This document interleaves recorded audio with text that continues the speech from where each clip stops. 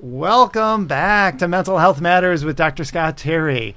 We are doing part 2 of 50 Shades of Grey, issues of pornography, and a whole lot deeper exploration of some of these topics. And we are doing part 2 on KRUU Radio 100.1 in Fairfield, Iowa. Solar-powered radio. And you could email us at mentalhealthmatters@kruufm.com.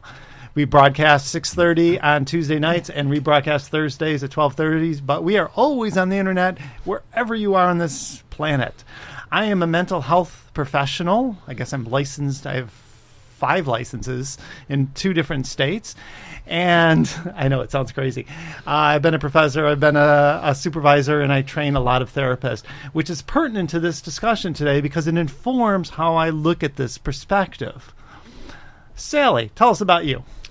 I'm Sally Hare, and I'm a mother and a writer and an activist. And I'm just here to play in this conversation. My name's Andrew Perry, and I consider myself a humanist. I'm passionate about world peace, and so in that I have done a lot of research around violence and why violence takes place and the different principles behind that and the styles of thinking that are invoked when that happens. And so in that I kind of look into some war, also slavery, or just any time there's like oppression or exploitation or violence taking place. Which is why it's so pertinent to this discussion today. You also have a really fascinating sociological perspective where you bring people together. Yeah, my dad was a sociology professor. Well, you also talk like one. Rob. I'm Rob Huber, and I'm a licensed Presbyterian minister in all 50 states of the United States and any country that'll allow me to. Anyway, and I live here in Fairfield. I'd like to start this part 2 out by reading from a email that I received at 12:30 last night about 50 Shades of Grey, which is what originally we started talking about. This email, by the way, quotes from a woman named Gail Dines, who has written a book called Portland, How Porn Has Hijacked Our Sexuality. And this is a quote from it that I'd like to read in order to get our discussion going. Excuse me. The porn industry has hijacked the sexuality of an entire culture and is laying waste to a whole generation of boys, she warns in the book. And when you lay waste to a generation of boys, you lay waste to a generation of girls. When you fight porn, you fight global capitalism. The venture capitalists, the banks, the credit card companies are all in the feeding chain. That is why you never see anti-porn stories. The media is implicit. It is financially in bed with these companies. Porn is a part of this. Porn tells us we have nothing left as human beings: boundaries, integrity, desire, creativity, and authenticity. Women are reduced to 3... We'll stop right there. From then on, we'd have to bleep it. Okay. But that for me, that's the basis of I mean, in our previous discussion, we had some disagreement, or not disagreement, but different interpretations of what pornography is. And I think that's I think that's generally with everyone. We all have our own discussions of what it is. But for me, the energy behind porn is the industry that has turned sexuality, and sexuality is part of intimacy for me. Sexuality is not intimacy; it's part of intimacy.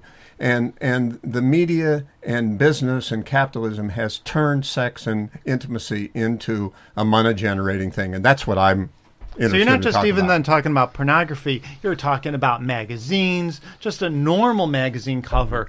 Forget even about the biggest magazine for sports. What is a sports I don't know. Sports Illustrated with the swimsuit magazine, or any magazine or any newspaper.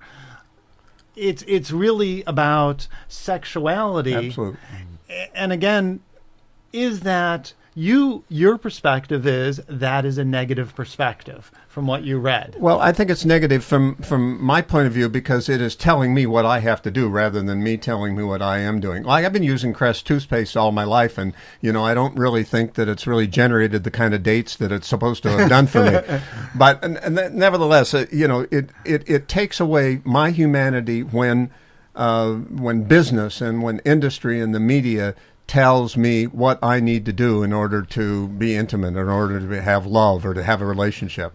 Is this the same discussion that Marilyn Monroe in the 50s was the sex idol because and she was a larger woman, but today, unless you're a size 000 or something, I don't know, that you're not sexualized, you're not attractive.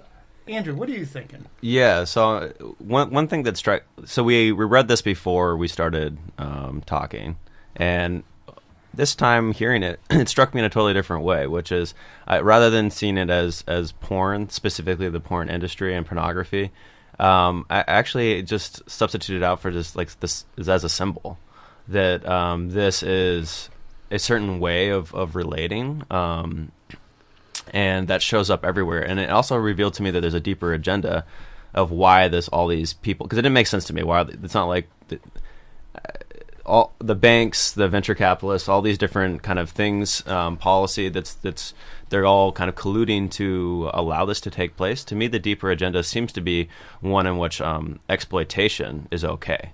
This is what we're trying to teach people, is that it's okay to exploit people. In fact, it's encouraged, and this is what successful people do, this is what happy people do. And so if you see it happening, don't intervene, don't be emotionally disturbed by it, that this is all as is planned. And I think that when you have that deeper agenda, and why it's an agenda is because when you have a populace that is compliant or maybe what is this other submissive? Is this the? Mm-hmm. No, it's not even submissive. Sorry, it's just like when it's accepting of exploitation, then it's easy to exploit, and it's easy to use natural resources and populations to generate a lot of wealth to a very small group of people.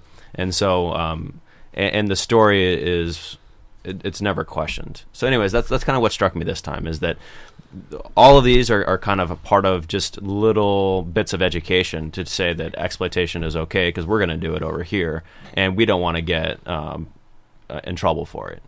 I totally agree with that. I think that that's exactly what it's saying, is that it's okay to be exploitative. It's okay to have this inequality. It's okay that wealthy people are, making, $80,000 per second, $80 million per second, or whatever it is, some ridiculous amount, while employees make, $8 an hour. There was an article I read the other day in which the annual income, I think, of someone on Wall Street, we would take us the average income, I think it was $24,000 a year, and this was and their income was in the billions, and it was just it's so hard to conceptualize. But this is one of the ways to conceptualize it. It would take someone 32,000 years of our average national income of 24,000 to make that same amount of money. Yes. So is one person's work more valuable than another person's work if they're working? Walmart's CEO makes as much as the combined income of 80% of the 36,000 employees of Walmart. The combined income of 80% of them. So my whole thing about it being dehumanizing, it's part of it is just the media pounding us with these messages that these things are okay. That it's okay for women to be beat up. It's okay for men to be dominant like this. It's not about, consensual adults. There's this whole thing in feminism, and in the liberal media, actually, that that free speech is a great thing, and pornography is just free speech. Mm-hmm. But if you really look at it, the underpinnings of it, it's a little bit more insidious than that. Yeah, well, I think everything has an affect. Everything is conveying something. It's telling a story, and it's giving you kind of an impression. Everything is kind of political in that way. Yeah, it's curious. So the other thing, I still question the idea that pornography is the source or root cause of these, rather than just an expression of a deeper culture. That we have a culture that is actually celebratory of exploitation, and then we just see that show up in different media. Yeah, I'd agree with that. You're pointing at me because this is KRUU Radio, 100.1 FM, solar-powered radio in Fairfield, and you're listening to Mental Health Matters, and this is the team, or what do we call it, the group, or the round table? The round table. This is the round table and for we're Mental Health discussing today Matters. about pornography, 50 Shades of Grey, inequality. I miss Dwayne. I thought he was a nice addition to our round table. Dwayne was great, and we're sad that he had to go for part 2. He actually has to do something. Let me ask you, Andrew, to go deeper into what you just said, because I think we're in total agreement that pornography is really one. It just happens to be what we're talking about, but there are hundreds of other areas that are equally as important that are dealt with in the same way. Yeah, I feel like so it can be a distraction. I think if we just get so caught up into the sensationalism of like porn and just like kind of the drama around that, I think we lose sight of the deeper issue, which is it's more about kind of like exploitation and dehumanization, which is that the society that we want to participate in? Is that an interesting world for us to live and be a part of? Right, and exploitation. I mean, for me, exploitation, in many ways is the bottom line. Can you make money? I mean, if you are making money by generating in me a feeling that I ought to eat Cheerios every morning for breakfast, and that's really not good for me. I mean, I'm not coming down on Cheerios, by the way. But I'm just saying they exploit. What do you mean really by when you say exploiting? Mm-hmm. Well, there's exploitation in the economy, where a huge percentage of our military budget goes towards military and the war machine, and that's been true for a very long time. So, why are we fighting wars? We're fighting wars so somebody's getting rich. In the fighting of the wars. But bring that back to mental health, because fighting wars, every one of these aspects individually is a mental health issue, could be explored in the exact same parallels, right? So fighting wars is about keeping ourselves safe. Is that keeping us safe? Mm-hmm. Are we safer because we have a larger military? Are we safer because we are exploiting somebody else, which we might not think of exploiting? We might just think of that we're just getting ahead and surviving.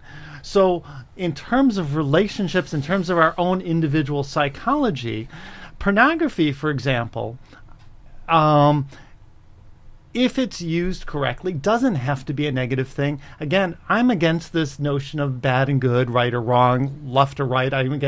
We had this whole 2 shows on black and white thinking. I'm really got what works and what doesn't work. And for me, the whole notion of what Andrew's discussing in terms of a larger issue from a mental health perspective is so powerful to really think about. That in my world, for example, I see people that are addicted to porn, for example, coming back to the issue of pornography as a touchstone. But to me, it doesn't really matter if it's pornography, if it's alcohol, if it's relationships, if it's drama. We're all addicts, sports, whatever. It's about running away. Do we need to be running anymore? Are we living our lives as addicts?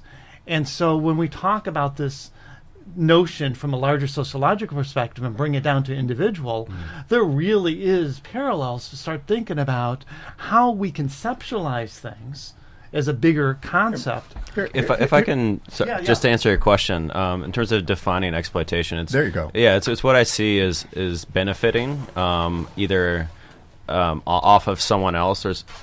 or even when it's at the expense of someone else. And so when you're benefiting off of someone else's resources and they are not participating in the benefits of that.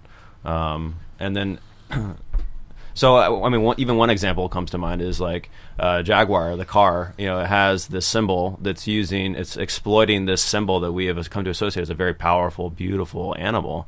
And it's not like that animal participates in any way in the exploitation of its image. And in fact, there's probably an argument to be made that its industry has an effect, a adverse effect on the environment of that. So that's kind of like not the typical example you would give, but a lot of times what you look for is externalities when you are externalizing some cost. And so when you buy a cheap clock at Walmart, that the full cost of that is not present in the $12 or so you pay. It's in because that was made in a country that probably did not have the same environmental standards that we do, and so there was heavy metals that leached into the local water, and people were poisoned as a result. So part of the cheap expense that we have in buying that product is externalized onto other people. Other people are paying that cost, and so to me that is an exploitive purchase, if that's a way of understanding. And I think that a term that's also goes hand in hand is domination. And domination defined for me is when there's some individual that claims ownership or superiority over another person, that because of my position of power, that we're not on the same level, that one person is higher than the other. There's a whole story or narrative as to why that's the case, of why that person has a position of power. But because of that position of power, they get to dictate what gets rewarded, what gets punished. And there's also a little bit of a claim of ownership, that you are my property and I get to control you and determine what you do. And I have some claim over your benefit. Whatever you do, I get a part of. So, exploitation, domination. What do you do instead? What's the other side of exploitation? Well, I come back to, let me say, a mental health perspective. You talk about the $12 clock or the Jaguar symbol, and I could hear people screaming, who cares? Or what am I supposed to do about that? Why does that matter to me? Mm-hmm. I'm living in the middle of Iowa or Chicago or wherever I'm living.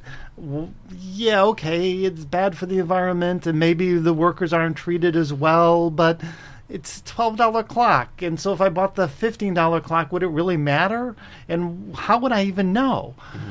So the bigger issue, though, in terms of ourselves, is how can we create that balance within ourselves and in our relationships and those around us, so we're having a sense of balance. Again, part of the problem of the 50 Shades of Grey is you have this really rich guy with this really seemingly uneducated, poor woman, young woman, and there's this exploitive power stance that is destructive, that it is always his realm and she is coming to him. There is no sense of equality. What does that not only do to her, but what does that do to the man to have to be that guy? What does that do to a relationship? What does that do to a child growing up in that system that's now? How are we actually raising kids? How are we then feeling a sense of growth within ourselves? If I have to, for instance, be that man, what does it do to me? Do I have to become narcissistic? Do I have to become lost in myself? Do I have to always get lost in my ego? How do I have a sense of balance? How do I not get lost in another addiction?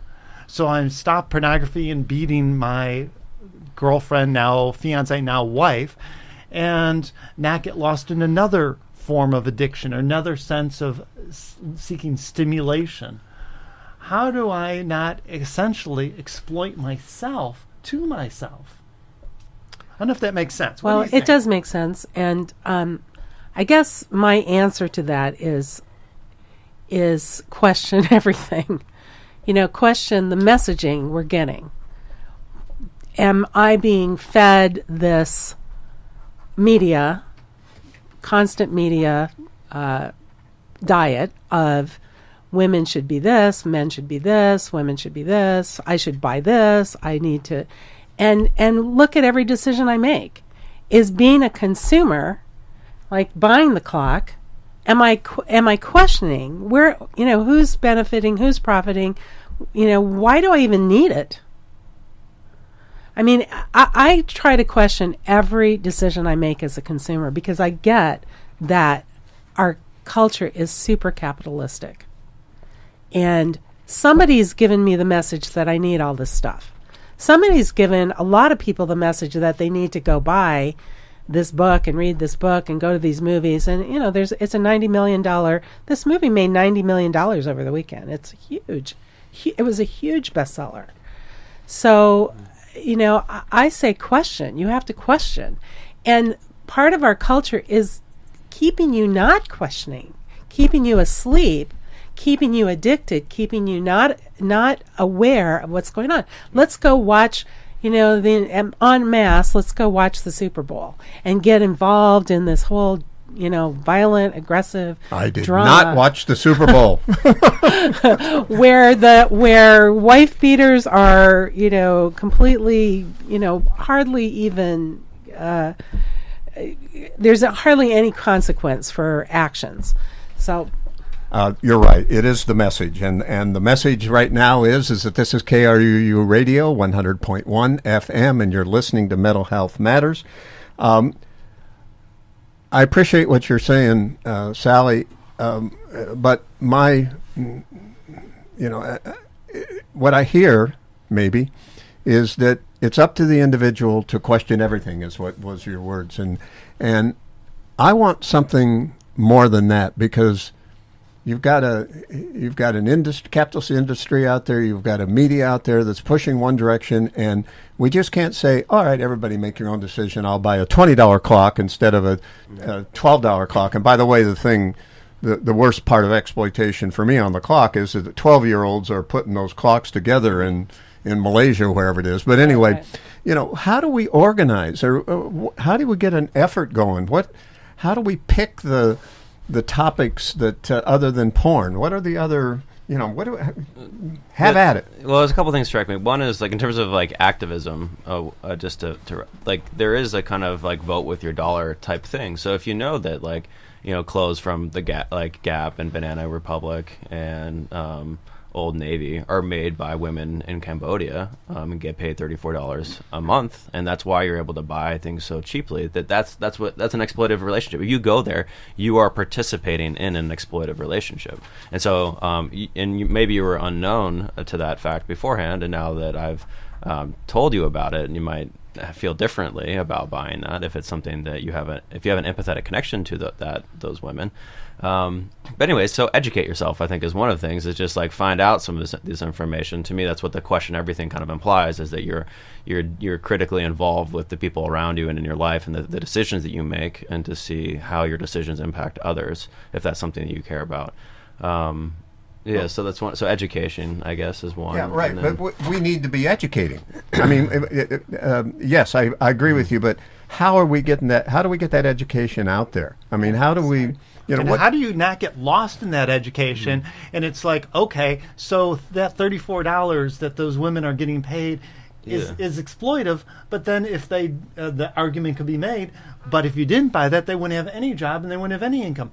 But the real issue for me, to go a little bit deeper here, again, I come from the mental health perspective, is even going to a bit deeper, buying the clock, buying those pair of pants, buying the whatever, that clutter, that stuff, I'm seeking happiness outside myself.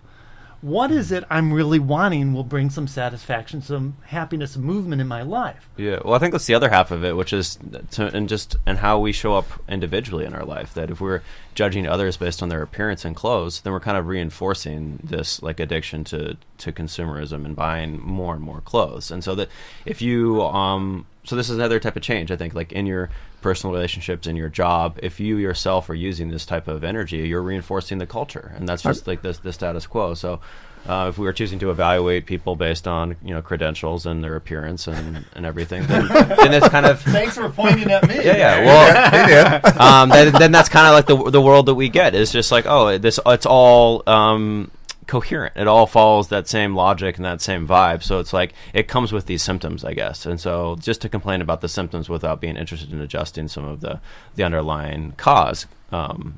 Yeah, I agree with you. And how much time we got here? 5. Okay, let me quickly. Here's my problem. I agree with you entirely, except I want an organized effort.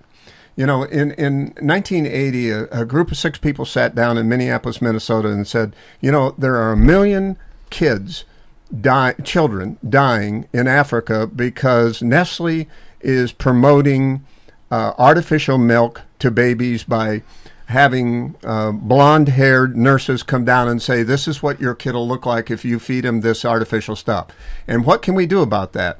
And so we sat down, and over the period of 2 or 3 years, we built the largest non-union boycott in the world, and we said, don't buy Nestle chocolate drops. That's all. I mean, Nestle was the second biggest producer of food in the world at the time. And we brought them to the knees, and they changed their advertising, and they stopped sending nurses into Africa, and according to the United Nations, started saving 1 million kids a year. That was and what I always want to do is I want to look, what's the effort? How can we get together? How can we organize stuff? How do we make Fairfield or Jefferson County Mental Health Alliance really something? Make it do something besides meet every Tuesday night. I'm sorry to get off on that, but that's where I am. I want to do something. I want a Nestle boycott. I want to boycott. But sometimes whatever, those boycotts Jaguars could very much get lost in. So, were you part of that boycott? Yeah, I was. I actually, my credentials are that I was the national boycott director for the United States. Yes. So, a wonderful thing in terms of that. But for instance, some women can't breastfeed, for example, and so Right. it might not always. Again, this black But and white. I think the issue with this one, though, is that they're presenting information to exactly. people. Exactly. Yeah. Exactly. And that the And they haven't information done wasn't appropriately. Yeah, because the Yes, truth about the situation exactly. is that it By the sounds way, like Leilichi was our first people that signed on to the boycott. And so Yeah. it's really, again, about looking a little deeper. Yeah. There's nothing wrong with buying that $12 clock if that's the $12 clock that actually fits. But again, don't expect that $12 clock to bring you happiness or satisfaction in life. Well, and I think getting back to the shades of gray too, that this is kind of what came up before, which is, Dwayne was saying that like this show always has a choice. People always have a choice to opt out, and I think that that's what these two things point to me, which is that like Nestle is creating this experience where people are getting misled on their choice in this relationship. Does she really have I don't know in terms of the economic situation, but like really is there choice there? Is there respect for individual? What I was about to say on the last show, again at the deadline, was just it's through this history of kind of scientific research on humans and some of like the terrible studies that have been done, like a longitudinal 40-year study on syphilis in African American men. But there's a lot of like just really scandalous, terrible, tragic things that have been done in the name of science. And so they got together to create this like Belmont report, and they've come up with 3 principles of how scientific research has to be conducted on human subjects. And then number 1 is respect for individuals. And part of that is that you need to make sure that they're making decisions with full informed consent. And so that's a big thing. Again, this theme that comes up, consent. For me, so much of what we're dealing with in society can be distilled down to a single concept, which is consent. Are we doing things unto people with their knowledge, and is it an informed consent? Like I would argue pornography. the Nestle's thing is again, these people that were buying this product did not have informed consent. That's There was an exactly right. intentional marketing scheme Or to try to pornography, exploit them. again, have an informed consent about, does this actually work? Does this not? Again. And a part of that, too, with the research is that you can't have undue compensation. Like if the risks are there for individuals, they have to understand what those risks are, and you can't pay them an exorbitant amount of money to The other 2 points. unduly influence them. So the other 2 points, Andrew, real quick, are?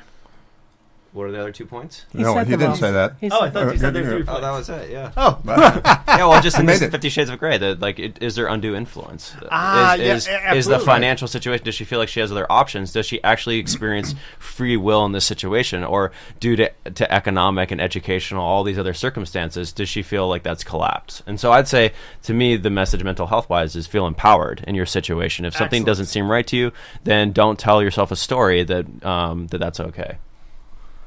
thank you so much. Absolutely perfect thing to end on. Thank you. I'm glad we made the world better, by the way. Activism. That's right. Thanks, everyone, and we'll see you next week. Bye. Bye. Bye. Bye.